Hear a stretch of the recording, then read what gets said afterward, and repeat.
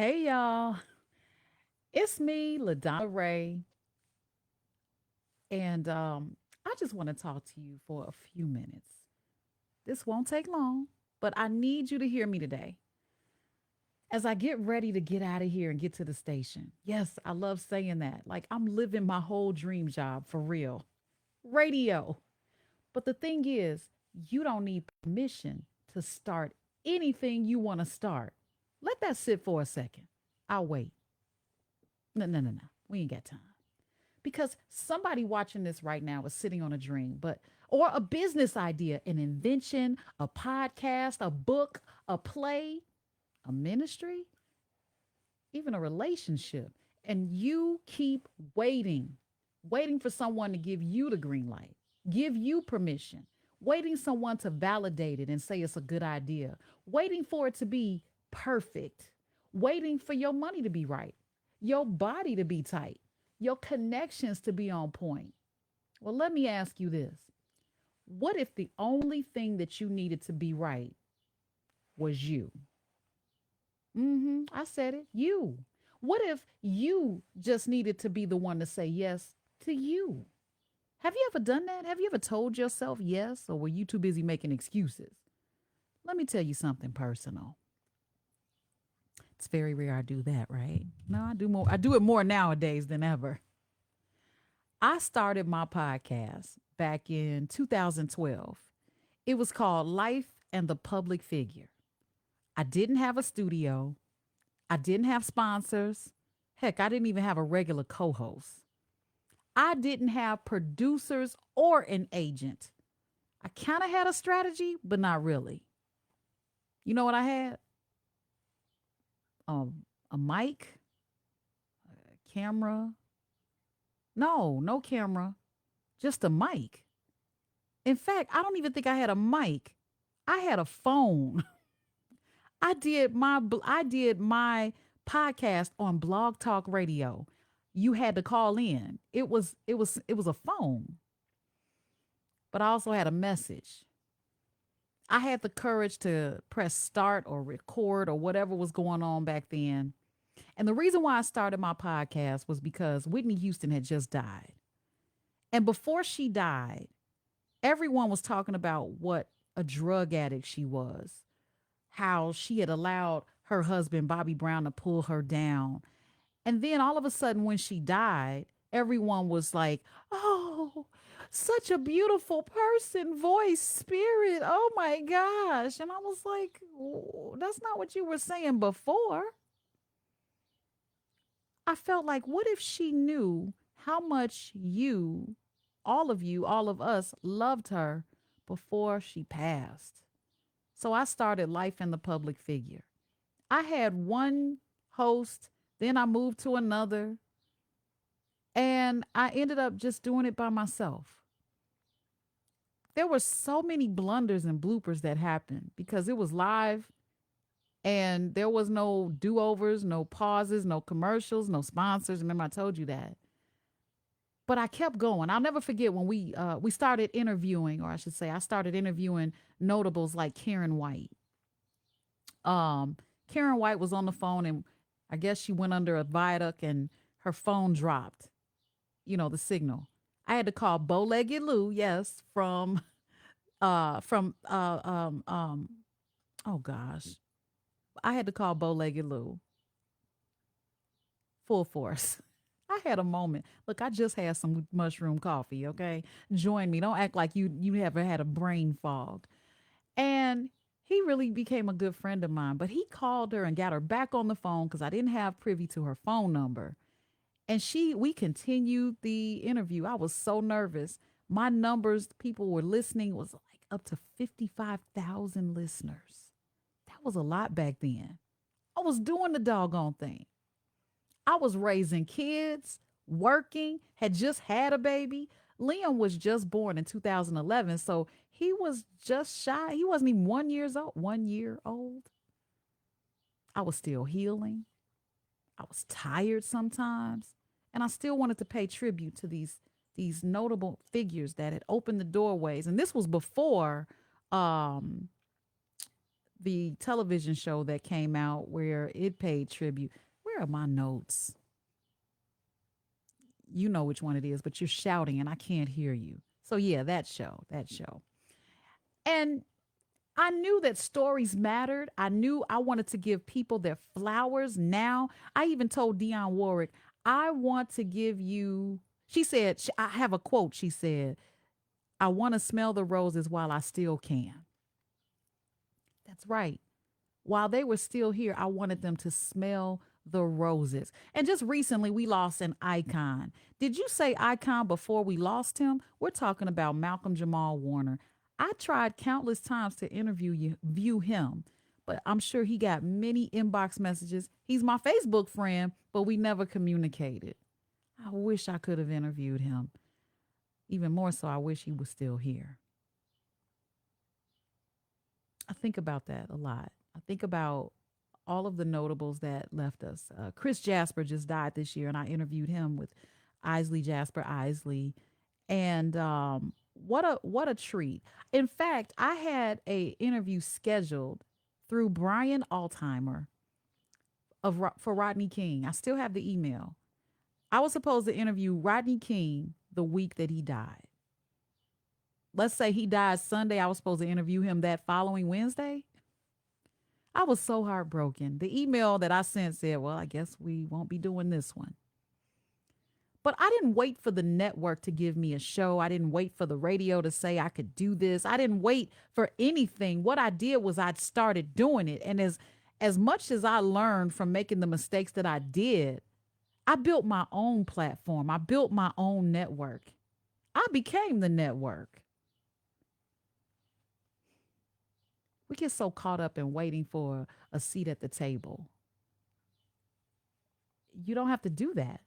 Honey, what if you're supposed to build your own table? Think about that. Build your own table. Dust yours off. And you invite the people to come around and sit at it. I didn't ask for permission when I sang on the Steve Harvey show in front of millions. Yeah, that was me in 2000, I think 13, 14. I had on a outfit that was custom made for me by Sarah Quinyefu. She made both of my outfits because I had 2 days of taping. I was getting people on networks like crazy, on shows, being interviewed on radio stations. I was doing a lot of it for free. I was a publicist, but I let somebody deem me a publicist before I called myself one. It's like you do these things, but you're like, yeah, I'm just helping people. No, you're just a publicist. In fact, you are a publicist. And I was like, really? Yeah, I guess I am. Why did it take that validation for me to give myself permission to call it what it was? But I was putting people on interviews, some out of the kindness of my heart, and some were paying me to do it. Steve Harvey was here at NBC Towers in Chicago. I decided to apply to put myself on there, and I did just that. If you look up LaDonna Raeh, Steve Harvey, you'll see it on YouTube because I was able to take a video of the video. I kept the Comcast box. Sorry, Comcast. I kept the Comcast box where I digitally recorded it. I just never knew how to get it out of that box, and I refused to turn it in because the clear version is on that box. But my bootleg version is on YouTube, guys. You can look that up and you'll see me singing my heart out. I was so nervous because ultimately I didn't know I was auditioning to sing in the choir of the church I already attended. They didn't tell me that until they booked me. And I mean, there was so many phone calls and I sung Say Yes. Ooh, I was so nervous. And you could tell I was nervous. Some people say, wow, you really could sing. I always felt like they were patronizing me because I was like, that's not my best. And then I ended up losing my voice for 7 years. 2013, yeah. That was a rough moment. I wasn't even nervous because of the millions of people that were watching. I was nervous because that was my actual choir behind me. Millions. I didn't ask for permission. when I produced and directed the whole music video for Kanye Doss. The artist, the recording artist, independent artist, and fabulous artist, Kanye Doss. I didn't ask for permission. I was asked to do that project. I booked a school room or a classroom full of children. Logan Robinson. Me up. Please hold. I booked a classroom full of children to fulfill that particular music video. In one day, I was making calls. I found a school. We had to do a school scene, an apartment scene. I changed the room around. I mean, it was fantabulous. Just look up LaDonna Raeh Kanye Doss. Hopefully you'll find that video. I was shooting it for MTV. I never got paid for it. It wasn't Kanye's fault. It was her team that decided that wasn't going to happen. But I got all those people involved on the strength of me and my relationships. I just got up and did it. Was I scared? Sometimes, yes. Did I have doubts? Absolutely. But I got it done. I even edited it. But I never let that stop me. Because here's the truth. Fear is always going to ride with you. Just don't let it drive you. It'll be there. It's in the car with you, but don't let it drive you. Honey. You might be thinking, but LaDonna Raeh, I don't have the connections. Neither did I. I built those connections. I don't even have a big following. I've never been good at promoting myself. I feel like it's self-absorbing. Those voices in my head, I could just tell you what the voices in my head say. Watch this. There's one that says, oh, you're just doing this for attention. Oh, don't toot your own horn. Oh, you need to sit in the back of the room because you'll look like you're trying to get all the attention. And I had a conversation with a young lady by the name of Aaliyah. Please forgive me if you're watching. I was in church. My significant other told me that I have what's called sway back. You all have seen the video. Sway back says that you walk like your back is hunched and your neck is forward and you tuck your butt in. Well, it's hips, right? When he said that, I thought about that x-ray that I took when I went to the chiropractor. And it looked just like that. It looked like an old lady standing there. And I was like, ooh, is that my back? Yeah. And I had to think about why that is. Why am I walking that way? Well, it all started when I was very young. Someone touched me inappropriately. They call that molestation. It was my uncle. And I felt like those voices in my head that said I was trying to get too much attention, I don't know, somehow they were louder. So I tried to shrink myself physically and emotionally, psychologically. I was shrinking myself. So you won't see me.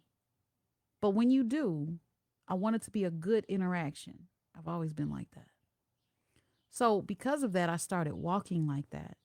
And I remember when I bend over, I don't want my butt to stick out because I got my mama's butt. Thank you, mama. But always trying to tuck it in and trying to shrink myself. And it became a habit. And it became, my spine is like, okay, this is what we doing. That's how it looks. Wow. I'm at a point in my life where I'm going to stand up straight. My butt sticks out, it just does. Okay? People go overseas to get one like mine. Hey, put them shoulders back, hold your head up. My mother taught me that. She used to make me walk with books. Not make me like I was abused, not for that reason. But to give me a better posture. I'm even doing it now. I think I was doing this. I need to sit up straight. giving myself permission to sit up straight. And this is why I have not been asking for the follows. Liam Robinson. I've not been asking for the follows.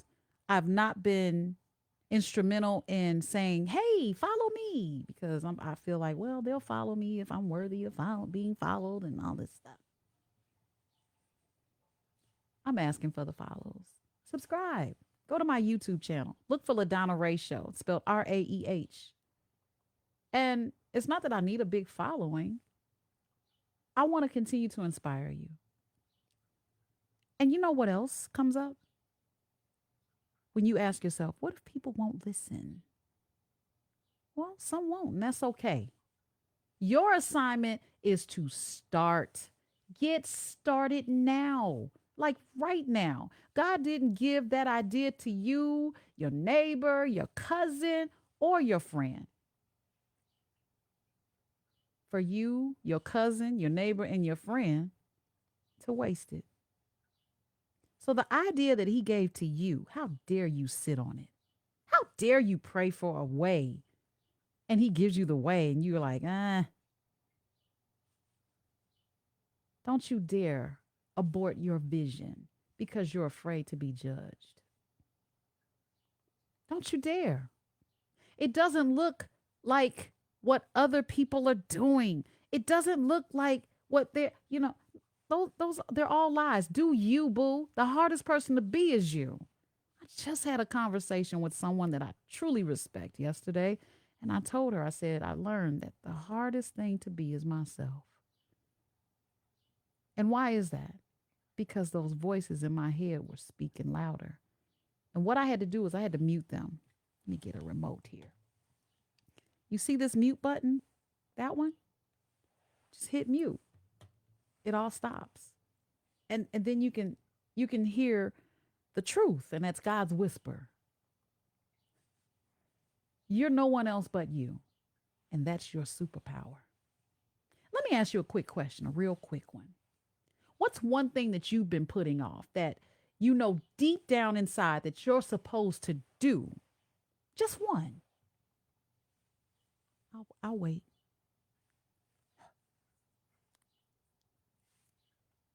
You got it? You remember what it was? Type it in the comments. Speak it out loud. Write it in your notes. I dare you to make a move towards that today. Even if it's just researching what you want to do. I came up with an invention. I can't tell you what it is. I had to start researching. Like, okay, let me come up with a name. What should the tagline be? Who is my audience? Oh, it started growing, right? Oh, by the way, if you use AI, it's okay. You don't have to lie and say, oh, yeah, I came up with it myself. You did. But you needed some help developing it, pushing it. Then I had to figure out what the ingredients would be and the packaging would look like. Oh, I was obsessed.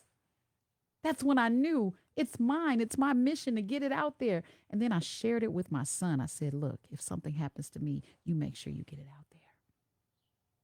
Because motion creates momentum. You don't need to have the whole staircase. Just take the first step. I heard that somewhere and I was like, yeah. Here's the real truth, people. Most people aren't waiting on permission. They're waiting on perfection and they'll never get it, so they'll never do it. That's the truth. Perfection is a lie. Progress will always be perfection. I love that word, progress. Start where you are. Use what you have and trust that the rest will come. I like to say what to do with what you already have. So today, I challenge you to start a blog, record an episode, pick up a pen, a paintbrush, start typing, rehearse the monologue, apply for a grant, press go live. I did it today. Even if your voice shakes, even if your hands, I don't know, try to stop you or tremble, even if no one claps, do it anyway. Do it anyway. Let Let this be your confirmation. You are worthy. You are enough. And you don't need permission to be great. Because guess what? You already are. You just need to say yes to yourself. Let them catch up later. This is your time. I'm LaDonna Raeh, and I approve this message. I believe in you. Now go be great. Let's go. Bye bye for now. Da da da da da. Oh, don't forget, I said subscribe to my YouTube and follow me on Facebook and Instagram. You know, LaDonna Raeh, just look it up. Google me and stuff. And I'll see you there.